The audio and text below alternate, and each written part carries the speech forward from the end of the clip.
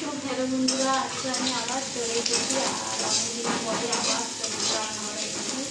আর একদিন রান্না জলদি সময় পাচ্ছিলাম না বলে তারপরে রান্না। তো আজকে আবার সময় পেয়েছি, তাই আবার চলে এসেছি। তো দেখো আমি কচু ভাজছি, এখানে কচু ভাজা হচ্ছে আর এখানে হচ্ছে মুগ ডাল করলা দিয়ে ডাল হবে। যেমন ডাল সিদ্ধ হয়ে সেটাই রান্না বসিয়ে দিয়েছি, ডাল হয়ে গেছে। আর এখানে আমার বাঁধাকপি কেটে নিয়েছি, বাঁধাকপি চচ্চড়ি হবে নিরামিষ। আর এখানে আমার করলা আছে, করলা দিয়ে ভাজা।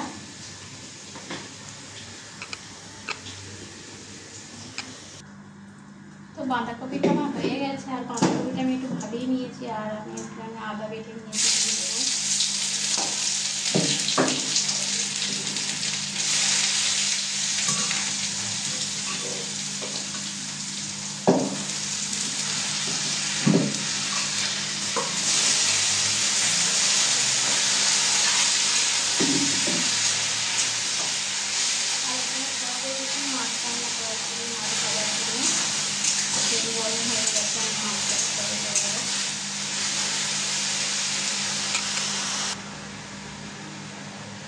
এবারে মাছটা ছেড়ে দেবো। আমি মাছ নিয়ে নিয়েছি 4 কিলোর মতো আর মাছ।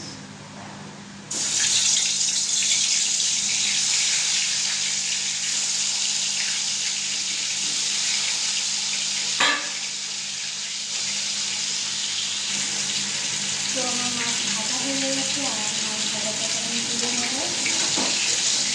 আলুটা দিয়ে দেবো।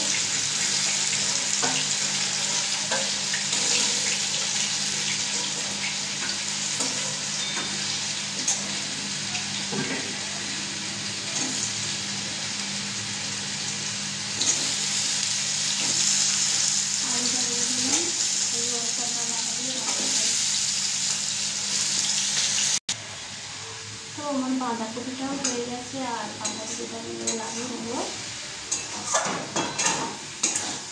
আর এদিকে মাছের ঝোলটা বসিয়েছি, কারেন্ট চলে গেছে আবার দেখো, কারেন্ট চলে গেল।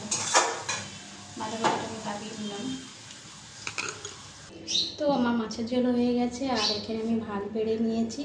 এখানে আমার ঢেঁড়স সিদ্ধ আছে, আর এখানটা আমার উলকপি ভাজা আছে, আর এইখানটা হচ্ছে তোমার বাঁধাকপির তরকারি, আর এই হচ্ছে ডাল নিয়েছি। তো আমার রান্না ভালো লাগলে শেয়ার কমেন্ট করবে। টাটা।